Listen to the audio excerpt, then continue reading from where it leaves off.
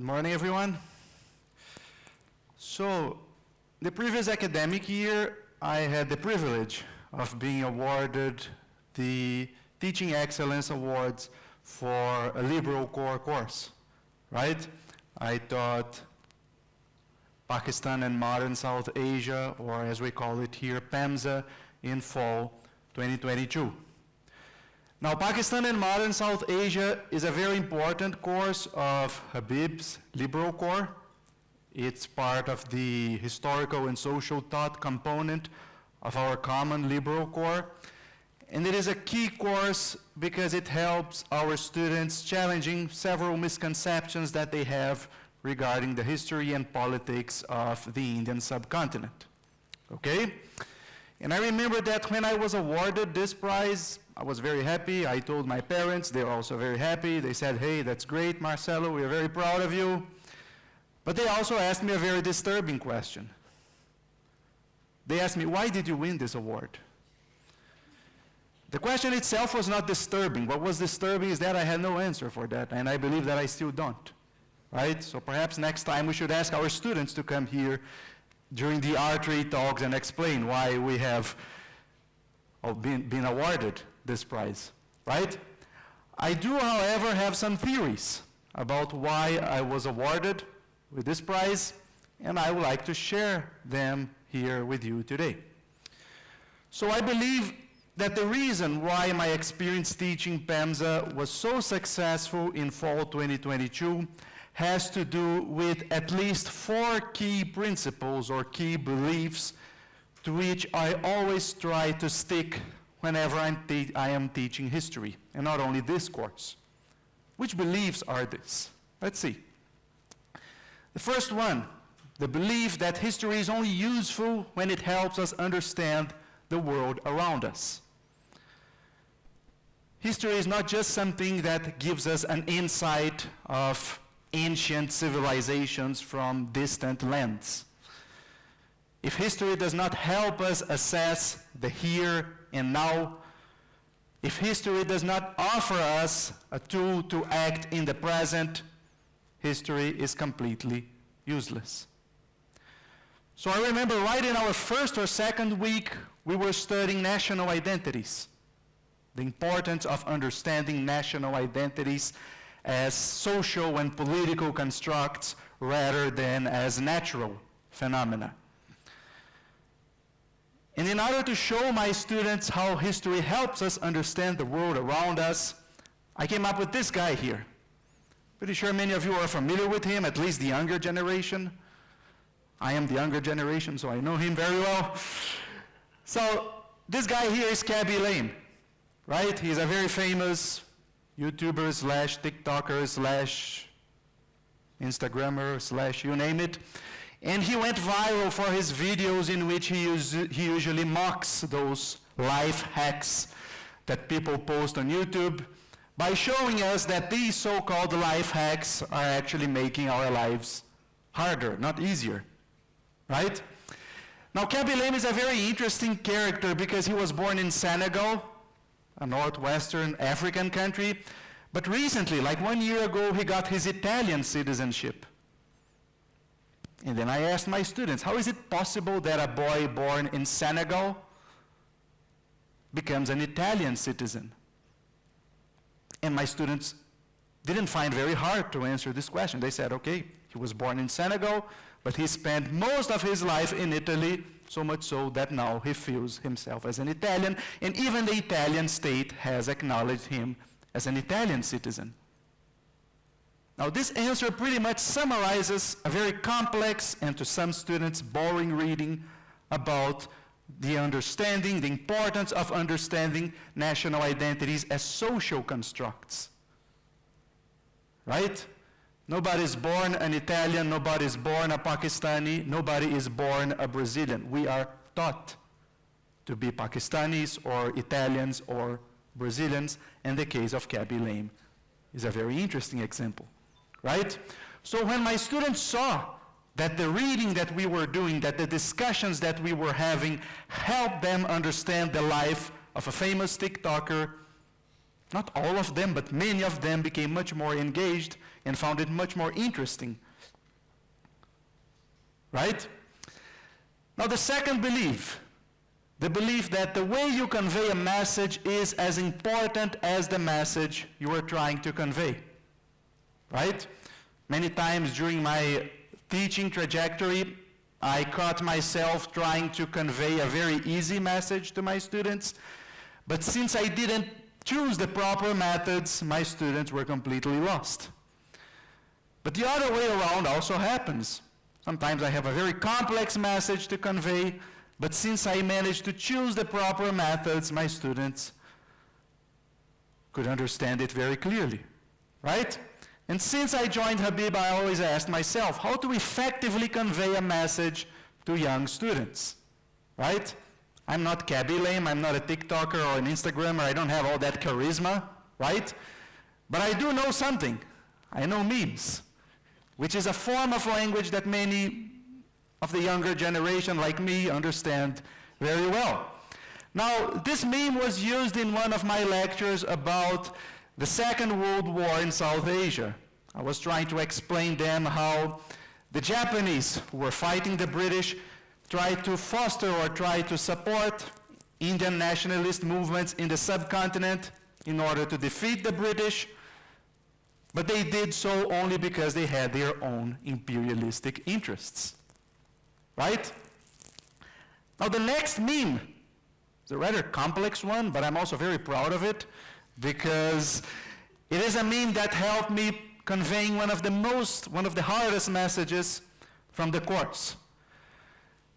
Now, when we were studying the Indian subcontinent in the early 20th century, 1900s, 1910, a moment in which the independence of India started emerging in the horizon of expectations, a moment in which different political movements, different intellectuals and militants all over the subcontinent started envisioning what an independent India would look like. They also had different projects or different plans of how the Indian state would be created, right? And these were the two main projects of state that they had. On the one hand, on your left, a modern Western project of state that advocates only one source of authority, that advocates only one source of sovereignty, that does not admit pluralism, religious, linguistic, and ethnic diversity. And on the other hand, we had another model of state which can be symbolized by the Bharat Mata, right, the Mother India, which was a form of state that was not unknown here to the subcontinent in the pre-colonial times, right? If we look at the pre-modern empires and civilizations in South Asia, they were not modern states, they were not national states. They embraced diversity instead of excluding or instead of abhorring diversity like the Western modern form of state. And it was very sad to see that even though there were great intellectuals like Aurobindo Ghosh, like Rabindranath Tagore, advocating for a more pluralistic form of state that inspired itself in the pre-modern empires, at the end of the day, the form of state that triumphed here in South Asia was a modern Western one. And we all know the consequences of that. Now, the third belief is the idea that history is all around us. Now, history is not something that you read in the book and once you close the book, it fades away. History doesn't just disappear once your history class is over. History is all around us, right? The present is saturated or is pregnant with the past. Even our campus, which is a very modern and a new campus, if you pay close attention, you will see the past, you will see history all over it. right? And this is just one of the many examples. I love that painting so much that as soon as they hanged it, I asked Manahil to take a picture of me just near the painting. Now, this is a painting that if you go to the courtyard, you will find it. It is actually the reproduction of the original painting by Jimmy Engineer that depicts the moment of the partition, that depicts the Muslims migrating from the recently established modern state of India to what we now call Pakistan, right? And by the end of the semester, when we were studying the partition, I challenged my students with a small in-class assignment, a take-home assignment.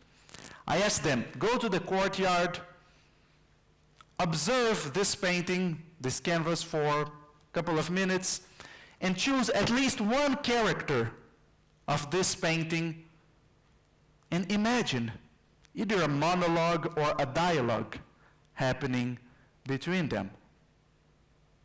Of course, that the dialogue couldn't be something trivial like, hey, I'm hungry, or I'm starving, or I'm thirsty.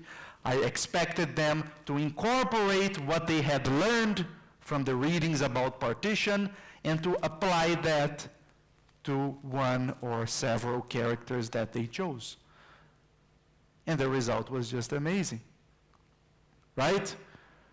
Rather than saying that, hey, those people were very happy to join Pakistan and begin a new nation, most of my students did the opposite. They said, why are we doing this? Why do we have to leave a place where our family, our ancestors have lived for so many centuries? Which means that my mission as a professor, as an instructor, has been accomplished. I have instructed them, or I have encouraged them to have some critical sense when studying the partition, right? And the fourth and last belief, the belief that there is no history without documents, which I also take very seriously in all my courses. I could spend the entire semester talking about the partition, but from the moment that I bring something that witnessed the partition, my class gets much more interesting, right? And for that, I have a stamp collection. I have more Indian stamps than Brazilian stamps. Don't ask me why. And these are two of the stamps from my collection that I like to share with my students. These stamps were issued somewhere in 1947, when Pakistan was already a state, but Pakistan still hadn't issued stamps of its own. This is why they had to put this overprint Pakistan over it in order to make sure that, hey, even though there's India on it, this is actually a Pakistani stamp, right? These stamps were shared at the end of the semester when we were talking about the secession of East Pakistan, about the formation of Bangladesh. They represent some key Bengali intellectuals who fought for the Bangladeshi independence and who were also killed during the 1971 war, right? They're also part of my collection, right? And last but not least, I have also showed them some stamps issued by Pakistan with the name Pakistan on it. And then I raised a question for my students in class. These stamps, the Pakistani stamps, they were all issued before 1971. How do we know that? I mean, in the case of Jinnah's stamp, this is very obvious, right? There's the year there, 1966. But how about the other ones? How do we know they were issued before 71? Very good, Bengali script, right? Before the secession of Bangladesh, all the stamps used to be issued in English, Urdu, and Bengali, right? And something that I notice whenever I share those stamps with my students is that it encourages them to think more, to learn more.